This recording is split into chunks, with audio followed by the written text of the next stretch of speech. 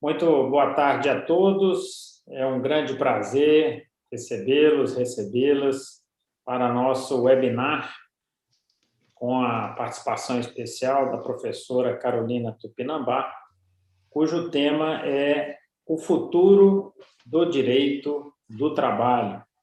Um tema desafiador e a professora já está aí com 3 tomos, né, de uma coleção, é um volume de estudos muito grande, e acabou virando uma coleção que terá 5 tomos a início, podemos no futuro continuar nessa linha, e nós temos o primeiro tomo dedicado à questão das novidades derivadas da pandemia Covid-19 e da crise de 2020, que ainda está posta, né? Infelizmente até aumentada, e a questão das novas relações trabalhistas e o futuro do direito do trabalho com relação às novidades provenientes de leis trabalhistas recentes.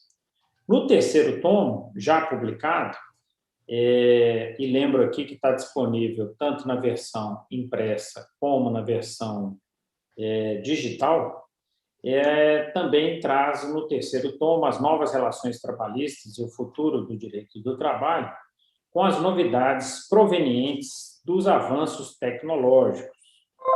E a coleção prossegue, já está em produção, no prelo, o tomo 4, que fala aí da globalização, traz um pouco do direito comparado também, e teremos o tomo 5, finalizando essa etapa da coleção, que vai focar na questão das novas formas de solução de conflitos. E, então, a nossa professora Carolina Tupinambá também é coordenadora da nossa revista Fórum Trabalhista, que é um periódico da editora Fórum, trimestral, sai uma revista a cada 3 meses. Nós temos também a mídia impressa e temos também na versão digital, e que já está na 40ª edição. E a professora Carolina Tupinambá já me anunciou aqui que já tem 2 volumes no prelo, já os próximos volumes já prontos, o que denota aí o prestígio da revista, e convido a todos aí a estudarem, a editar livros, porque a Fórum tem ampliado bastante o seu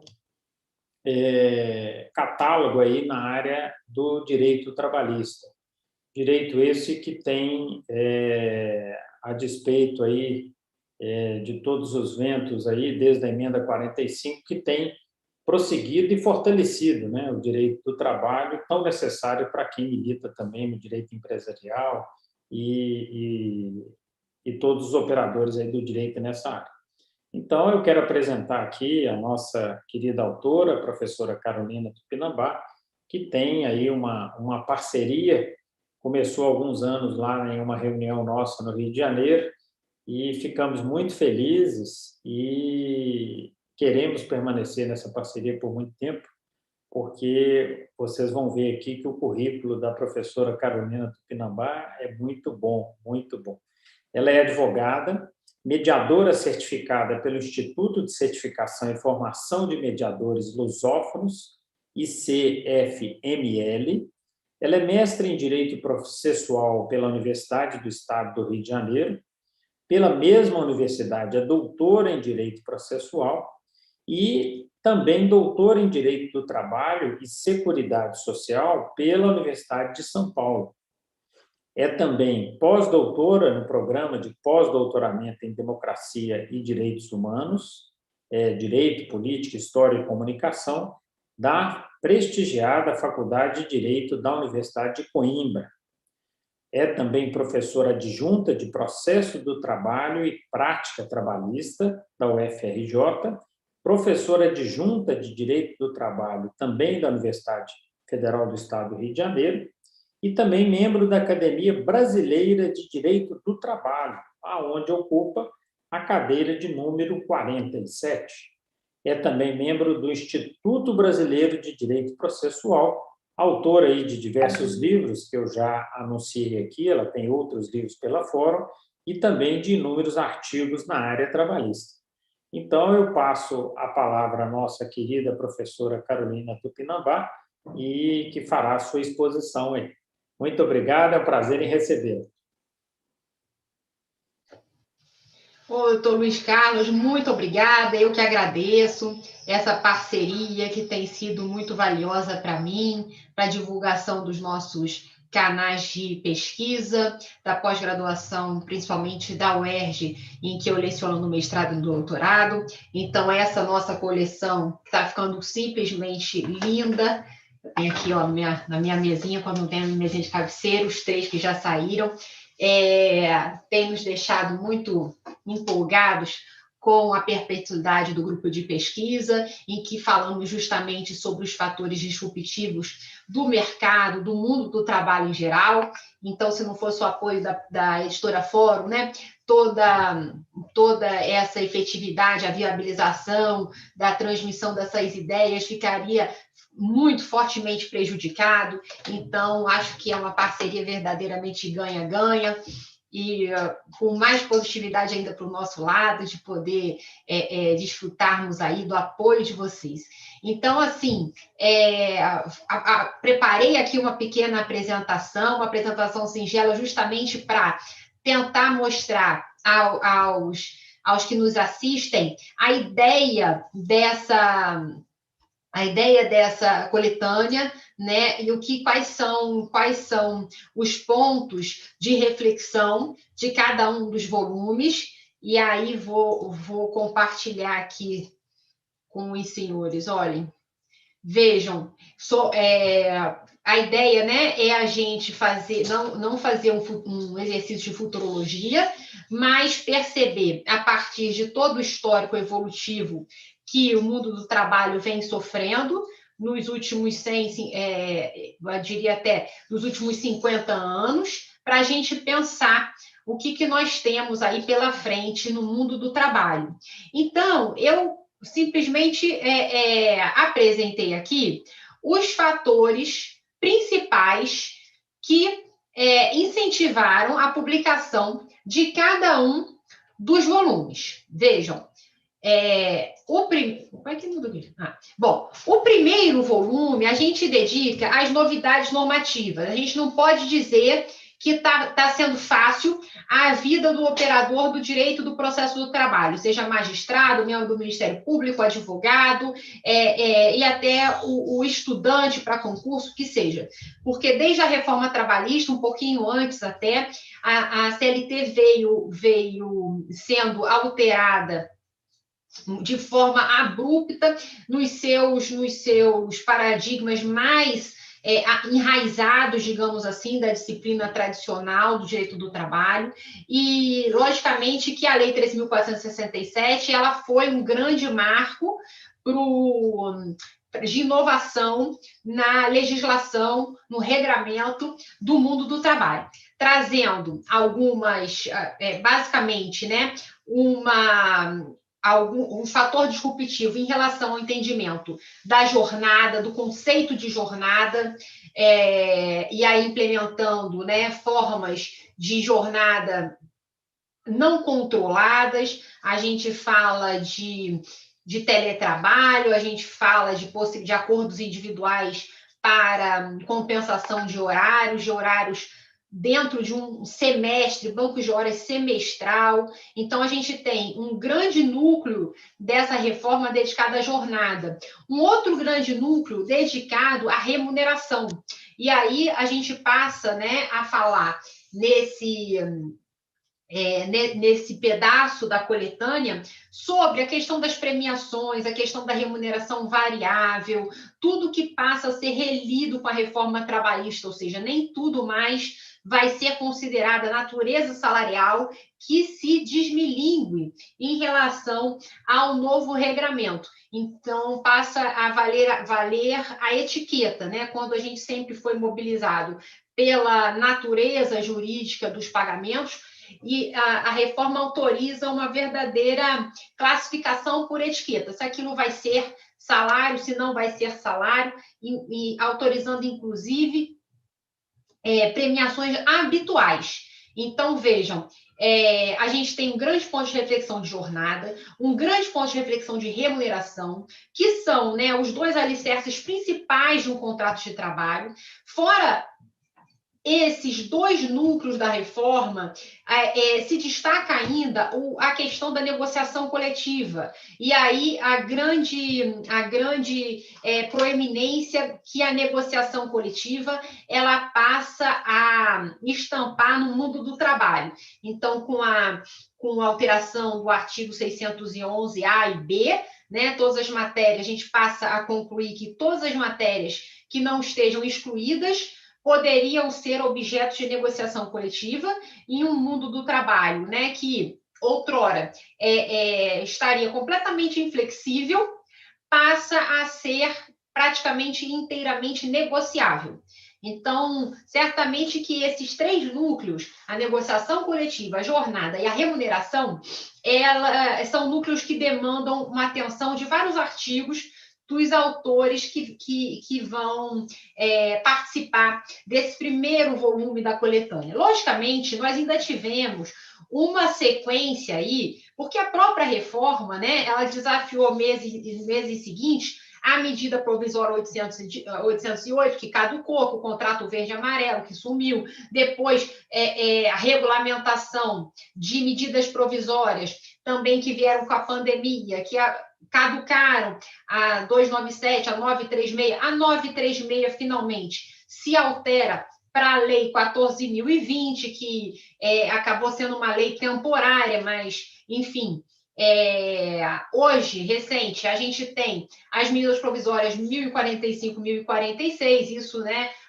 editadas esse mês ainda. A gente teve agora, semana passada, retrasada, sei lá, a edição da Lei de Proteção contra o Trabalho Presencial das Gestantes. Então, isso tudo é para dizer, meus amigos, que não está fácil para ninguém, que existe uma verdadeira montanha-russa de muita legislação, uma produção normativa muito incrementada, complexa e que se autoatropela, e que é preciso, então, um norte, né, para que as pessoas consigam entender, se minimamente ter alguma segurança jurídica, alguma previsibilidade diante dessa panaceia normativa que não consegue se estabilizar nesse mundo tão imprevisível em que nós vivemos, principalmente impactado pelo segundo fator, que mobiliza o nosso segundo volume, que é o impacto da pandemia, sem dúvida nenhuma, né?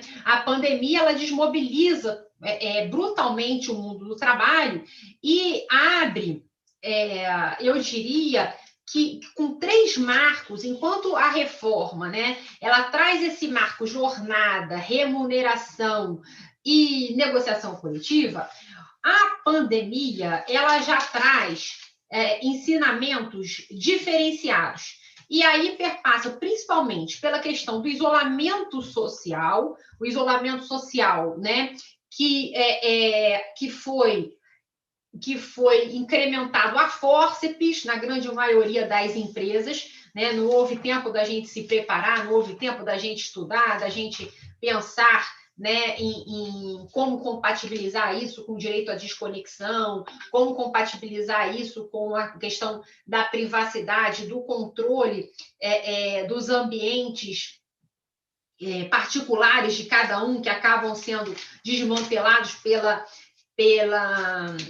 câmera, né? Então, esse isolamento social, ele traz uma marca muito forte em relação ao mundo do trabalho, a partir da pandemia da Covid-19, e faz repensar uma série de conceitos, inclusive, né, de coletivização, do sentimento de coletivo.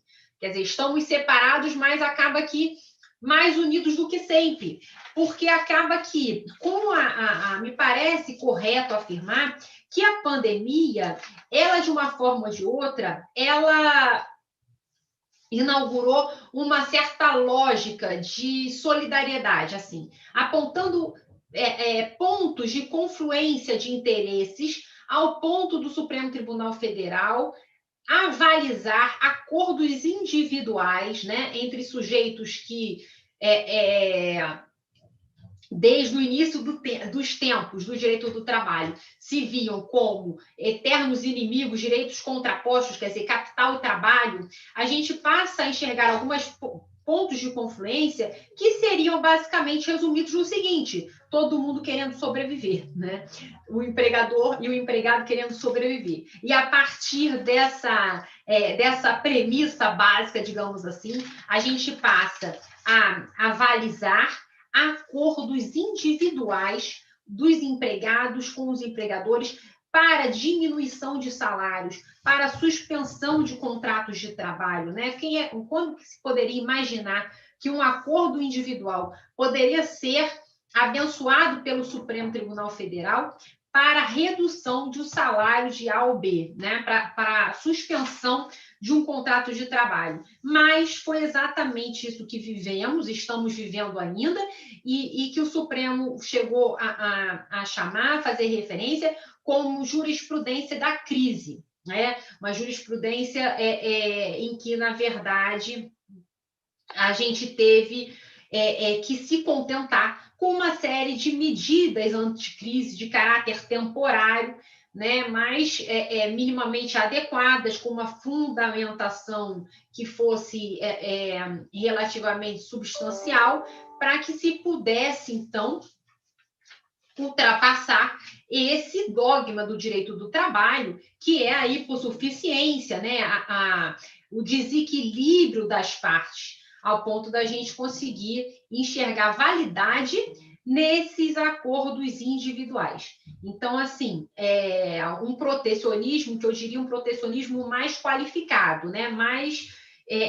de acordo com a realidade em que a gente vive. E aí a gente percebe que a própria CLT, aos poucos, ela vem abrindo espaços para a autonomia da vontade das partes. Eu digo isso na compensação de jornada, no banco de horas semestral, na jornada 12 por 36, né, em compra de equipamentos no teletrabalho, a questão dos PDVs, a questão de quitação, de termos de quitação de acordos individuais, a questão da cláusula arbitral. Então, assim, aos poucos, o direito do trabalho, então, vai se abrindo para interagir com a autonomia individual e, sem dúvida nenhuma, que a pandemia foi um grande pontapé nessa tendência, nesse direcionamento desse novo direito do trabalho. Bom, o que vinha antes da pandemia e que há algum tempo também já vem mobilizando as forças de trabalho, diz respeito ainda à questão da globalização, né? Que é o objeto do nosso do quarto tomo, na verdade, e que fala justamente isso. A gente pode estar trabalhando de qualquer lugar para qualquer lugar, né? O meio ambiente de trabalho, ele deixa de ser um escritório, deixa de ser a fábrica. E pode ser a casa de qualquer um, e pode ser uma praia, e pode ser qualquer lugar do mundo. Então, essa globalização, ela intensifica o modelo de teletrabalho, né? E a gente consegue falar hoje, né, nos trabalhadores nômades, com artigos muito interessantes, no direito comparado também, no quarto volume da coletânea. E ainda, logicamente, que um outro impacto que também depende da pandemia e que já vinha sacramentando, deixando marcas e cicatrizes importantes no direito do trabalho, é o avanço exponencial da tecnologia, né? Sem dúvida nenhuma, o que a gente chama de direito do trabalho 4.0, ou seja, né, para quem vivenciou a descoberta da força dos animais no agronegócio, para quem vivencia a criação da energia elétrica, aliás, da máquina a vapor, depois da energia elétrica, e depois da eletrônica, e agora, finalmente, né, a inteligência artificial.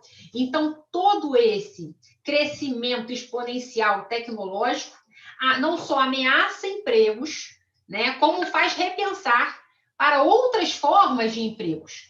Então, a gente tem uma interlocução muito forte com autores internacionais que vêm falando sobre novas formas de trabalho, apontando que, em primeiro lugar, a gente não pode deixar de tocar nesse ponto de um outro modelo educacional para esses trabalhadores, porque, lógico, se um robô faz tudo que a gente sempre aprendeu a fazer, é preciso a gente aprender novas competências, novas habilidades, né? E hoje a gente fala de um mercado de trabalho, de talentos criativos, né? De empreendedorismo, de valores que possam nos diferenciar de máquinas. E aí, essa educação para o futuro ganha uma importância muito grande, ela é o objeto de todos os artigos publicados no nosso volume 3º, grandes autores falando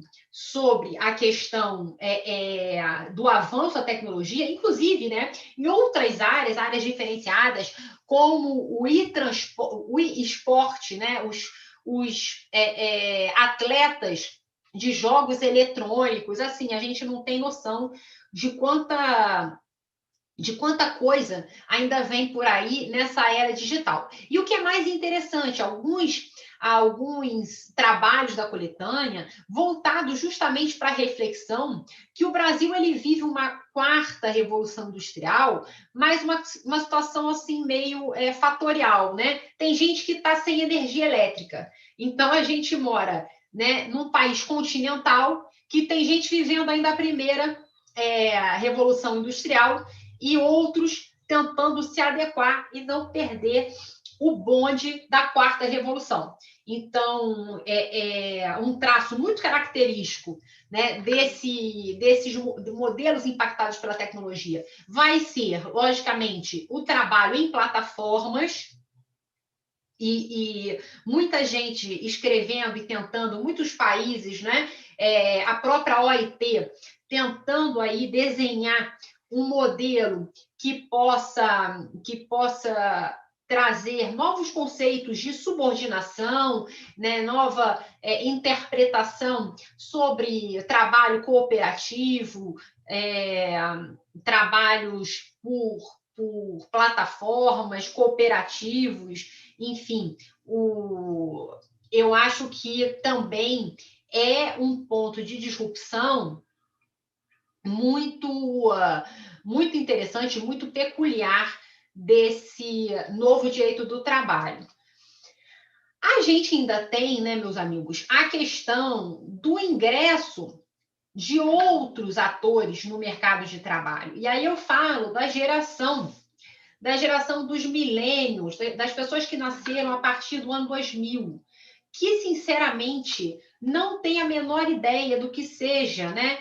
A história de você bater na porta do chefe para entrar, chamar o chefe de chefe, enfim, todo mundo está no mesmo ambiente, não tem mais sala de ninguém, a pessoa não quer vínculo de emprego, a pessoa não quer estar livre. Então, assim, que tem um outro engajamento diante do mercado de trabalho. E aí surgem muitas startups, low-techs, falando sobre isso, né? Sobre esse crescimento sobre a implementação dessas novas gerações que ingressam no mercado de trabalho, que não querem saber, acham que o contrato de emprego, né, que a gente vivencia é, na verdade, um fator de engessamento dos atores sociais, que preferem ganhar por meritocracia, que não estão atrás de estabilidade, mas estão atrás de um crescimento mais rápido, mais acelerado. E aí a gente tem também, né, um modelo novo para a gente pensar todas essas relações de trabalho. Inclusive, quando a gente está tratando desses atores, a gente vai falar assim, a gente vive ou o sujeito está dentro da CLT, né? No Brasil, a gente vive um 880, um sistema muito dicotômico, muito maniqueísta até. Ou você tem a carteira assinada, está protegido lá e está resolvida a sua vida, né? Vai ficar naquele emprego o resto da vida. A CLT foi pensada assim, foi pensada até que a morte os separe, né? Com essa vocação para a eternidade. Então, ou você está nessa, ou você não tem proteção social alguma, né? A gente não tem um meio termo no Brasil. E o questionamento do 5º volume é justamente esse.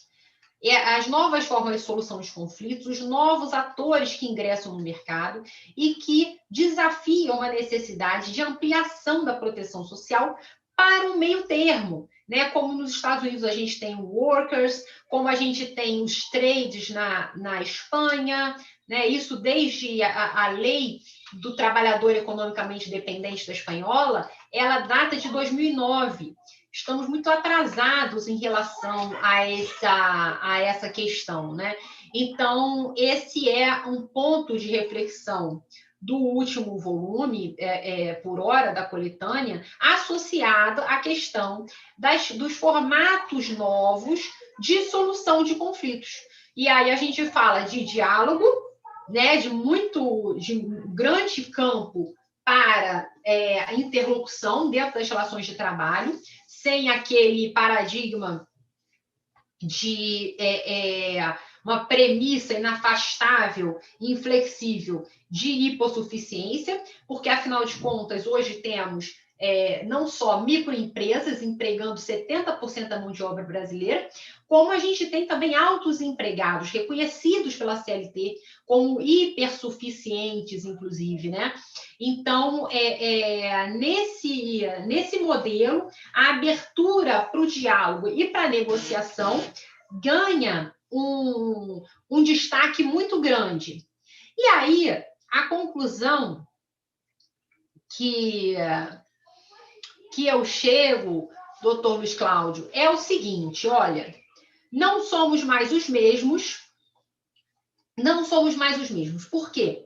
Porque não vivemos mais essa ideia de que ou se é empregado ou não se é nada, né? A CLT, ela pensa num modelo assim de casamento com união total de bens.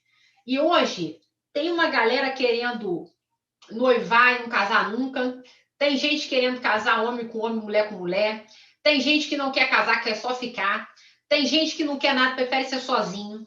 Então, assim, não existe mais um modelo que a CLT pensou lá atrás. Até existe, mas existem milhões de outros. Alguns regulamentados, como é o caso do estagiário, que não tem vínculo, mas tem uma proteção outra, como o caso como é que é o nome? Do representante comercial, do transportador autônomo de cargas, sei lá mais de quem, que tem a regulamentação. Mas tem uma galera sem regulamentação nenhuma, né? O motorista de aplicativo, o entregador de aplicativo, o sujeito que é autônomo, que tem três artigos no Código Civil para ele, coitado. O sujeito que é pejotizado, o sujeito que é um terceirizado de atividade fim, que ninguém... o Supremo falou que estava bacana, mas não dão direito nenhum para o homem. O sujeito que sei lá mais o que, a gente tem tanta coisa. Hoje tem gente que simplesmente é piloto de drone, que é fazendeiro urbano, né, que está montando jardins em cima de prédios. Então, assim, que estuda nanotecnologia. Então, assim, o mundo está muito diferente. Não somos mais os mesmos. É preciso que a lei venha reconhecer esses outros, ou mesmo a gente, enquanto intérprete do direito, perceba que a Constituição, quando ela fala de direitos dos trabalhadores, ela nunca falou, a culpa é toda nossa, ela nunca falou que são direitos dos empregados. A gente é que amesquinhou a história. Porque a Constituição falou assim, é direito de trabalhador. E aí o povo tem baixa estima tão grande que falou assim, é direito de empregado só. E aí ficou todo mundo de fora dessa história. Então, isso pode, né, ser resolvido por uma interpretação engajada. Isso pode ser resolvido pelo tanto de projetos de lei. A gente tem vários projetos de lei analisados pelos artigos das nossas coletâneas, que eu acho que é uma solução a médio prazo. A gente tem soluções negociadas, né? O crescimento de associações de trabalhadores sem vínculo de emprego, né? Isso é um tema até de um dos artigos meus, eu acho que no último tomo, é a possibilidade de contratos coletivos com esses novos atores sociais. Enfim, esse é o primeiro marco. Não somos mais os mesmos. Segundo marco, meus amigos, que me parece identificar o direito do trabalho de agora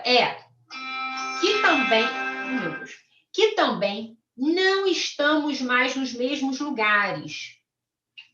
E aí, na verdade, o que eu estou falando é que antes, né, tínhamos uma ideia muito simples do que seria o ambiente de trabalho, digamos assim, né? O meu ambiente de trabalho era o escritório, era a fábrica, não tinha muita conversa fiada para isso. Mas o fato é que hoje a gente pode falar numa espécie de workfare state e não welfare state, quer dizer, a gente pode trabalhar em qualquer lugar do globo e é preciso que o Estado confira uma mínima proteção na medida em que o meio ambiente de trabalho passa a ser interativo, né? A gente tem muitos pactos internacionais que atestam essa globalização e que vão trazer preocupações voltadas para a questão do meio ambiente de trabalho, para a questão, a preocupação ambiental, a preocupação ética, né? A gente fala de um capitalismo mais humano, em que os stakeholders estão mais inclinados a acolher socialmente os participantes dessa engrenagem produtiva. Então, a gente fala de regras de compliance, temos muitos textos, né, sobre a implementação de compliance trabalhista, a gente fala sobre os contratos verdes, enfim, a gente está falando de trabalhadores polivalentes, né, que não identificam mais como locus de trabalho apenas aquele ambiente interno, mas sim todo o globo terrestre, né? Isso traz impactos muito desafiadores para o mundo do trabalho em geral. E aí, se não somos mais os mesmos, nem estamos nos mesmos lugares, também não nos relacionamos mais como antigamente. Porque esses novos perfis contratuais, eles desafiam justamente o quê? Uma concepção protecionista mais dinâmica, mais inteligente, né? Em que eu tenho, na verdade, o contrato concebido, para além do contrato de emprego, um contrato de trabalho como um contrato que vai ser analisado com filtros de boa-fé, e aí a gente fala, né, de deveres anexos ao contrato. Quais são eles? De lealdade, de proteção, de informação. Então, a proteção, ela existe independentemente de uma relação de emprego, né? Mas em todo a ideia de exploração de mão de obra, de interação de agentes capital-trabalho. E daí, a gente tem, nesse contexto, né, de novos relacionamentos, a gente tem uma litigância muito mais responsável, isso vem implementada pelas regras de processo que vieram transformar a CLT a partir da reforma trabalhista, e a gente tem um processo, né, com uma série de riscos e custos e tudo mais, que devem ser balançados, logicamente, de acordo, né, com a aptidão das partes e a musculatura das partes para esse enfrentamento de acesso à justiça, mas a questão principal é de um reconhecimento de espaços de interação, de interesses capital-trabalho, né? E daí nascendo o reconhecimento de autonomia da vontade. Então, a gente pode falar em validade de acordos individuais e acordos coletivos, sim, nessa mudança de padrão protecionista, porque estamos verificando que entre, né, a subordinação e a autonomia existem aí verdadeiramente 50 tons de cinza, de amarelo, do que for, porque a questão é muito complexa, né? Quando se percebe que a CLT não tem vocação para a eternidade e que ela não ilustra o direito do trabalho, que o direito do trabalho é muito maior, muito mais amplo do que a relação de emprego, certo? Então, esses três valores,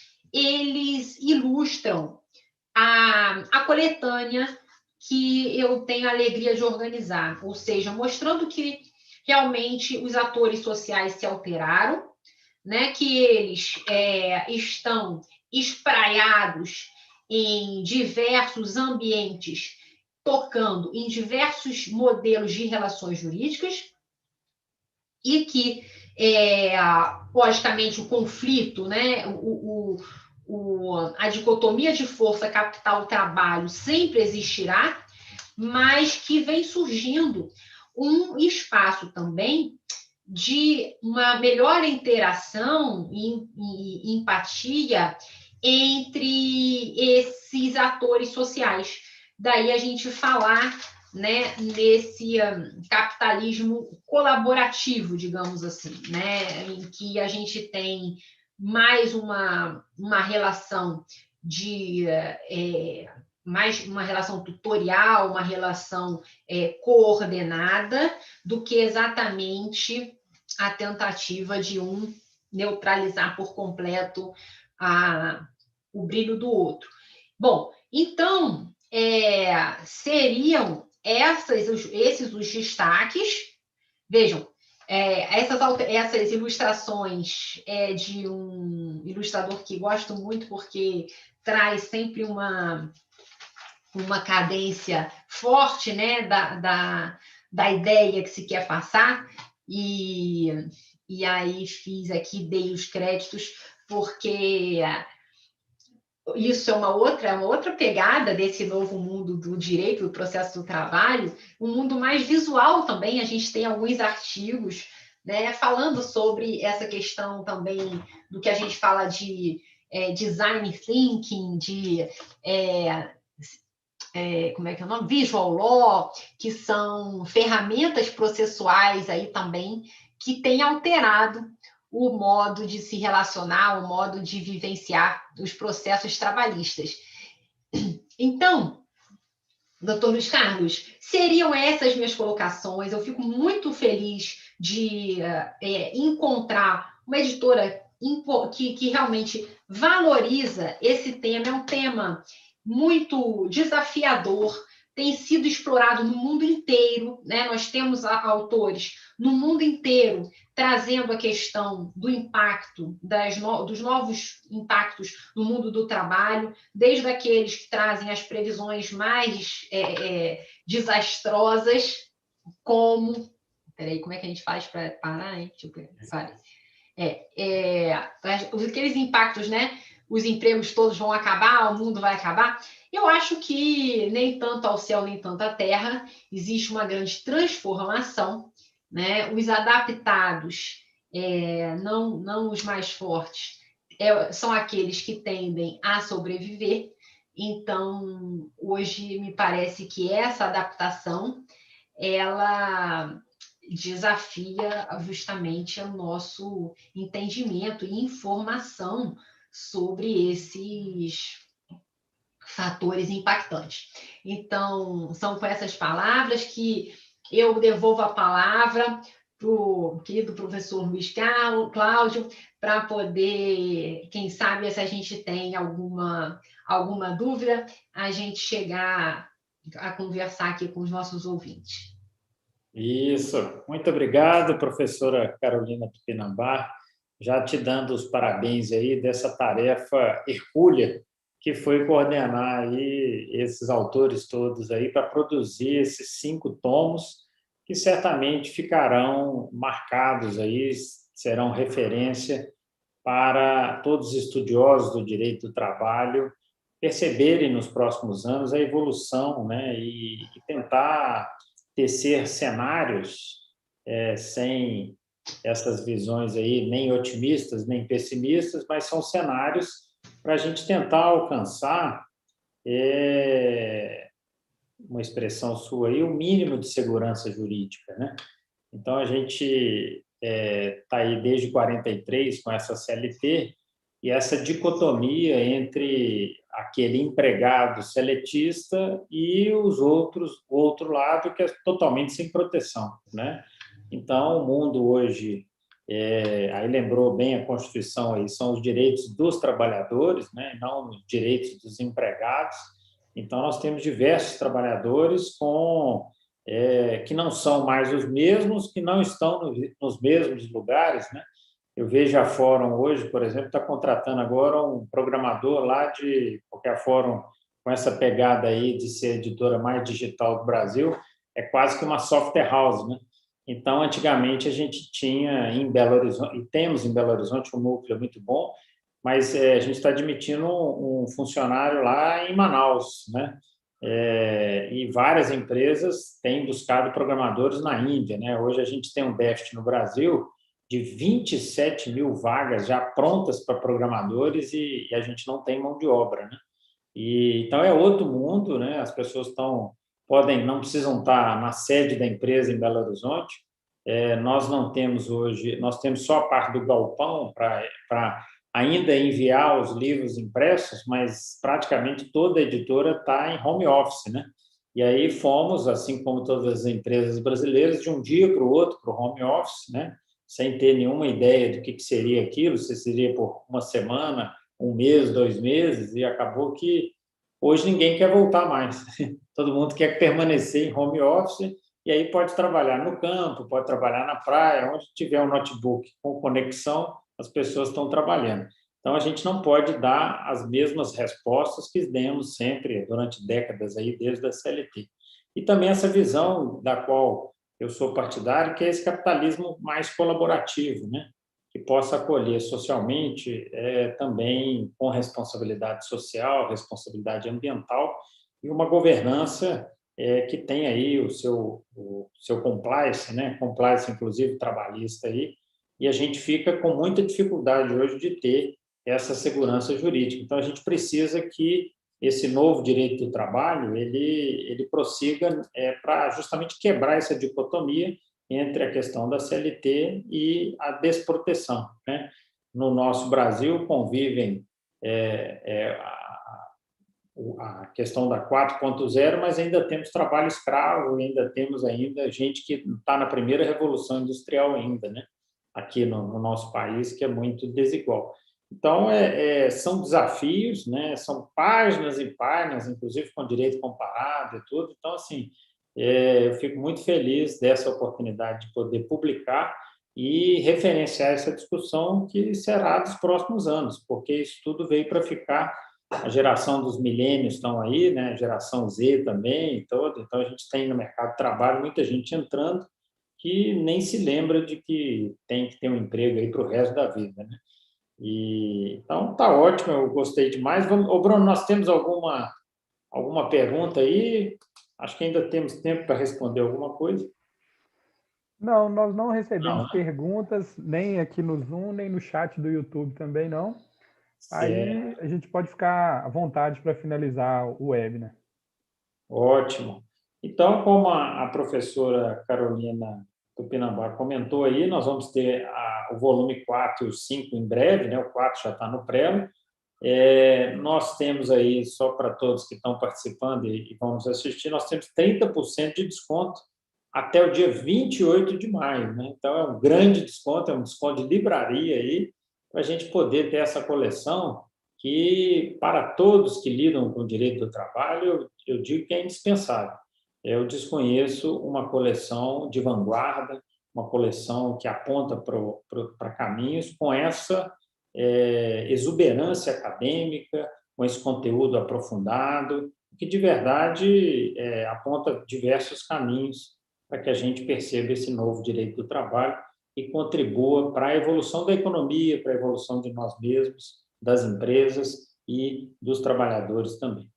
Então, lembrando, doutor Luiz Carlos, que nós temos mais de 80 professores participantes, sendo que diversos deles internacionais, né? Professores doutores de grandes escolas internacionais que contribuíram com textos, alguns textos, a gente tem alguns textos que em língua original espanhola e também em inglês, mas os textos em francês traduzidos e os demais textos em português. Então, assim, também tentamos fazer esse trabalho de comparação e de interação com o pensamento aqui do mundo do trabalho fora da caixinha, né? Fora do que a gente tem experimentado só no Brasil. É verdade. Isso traz um respiro, né? Um alento aí, porque, por exemplo, a Espanha aí, você citou na exposição, está desde 2009 já com questões aí que a gente ainda nem chegou lá, né? Isso. Então, é uma oportunidade de aprender com quem já está na frente do debate e que é um debate mundial, né? E com a pandemia potencializou aquilo que a gente imaginava que era 2025 para frente já aconteceu em 2021. Então, a pandemia acelerou todas essas mega tendências que a gente já via aí, né? Sem dúvida. Então, tá ótimo, muito obrigado, agradeço aí a participação de todos e aproveitem aí essa promoção até dia 28 de maio para poder beber dessa fonte segura, são 80 professores, né? Então, aí, em inglês, francês, traduzido, né? Espanhol também. Então, de verdade, reuniu 80 professores, eu estava sem esse número aqui de cor. Isso, e a gente estava, e todos abençoados aí, avalizados com o prefácio da ministra, a primeira-ministra mulher do TST, a ministra Cristina Peduzzi, que só o prefácio dela já valeria a obra, porque trata também dessa apresentação de todos os fatores disruptivos, do modo de ver do próprio, que vem sendo elaborado pelo Tribunal Superior do Trabalho. E a ministra Peduzzi, que também aprecia a academia, uma estudiosa, não faria um prefácio se não fosse uma obra de muito corpo, né? De muita densidade aí, né? Então, o prefácio é um bom início de indicador aí de obra que vai realmente contribuir para todos aí. Parabéns, professora, e vamos lá, e quem sabe aí vamos ter os tomos 6 no futuro aí, né? Porque a discussão só está começando. É isso aí. Muito obrigado a todos, uma boa tarde ainda, né? Faltam 5 minutos, e sucesso aí para todos. Obrigado. Obrigado a todos, gente. Até a próxima. Até logo.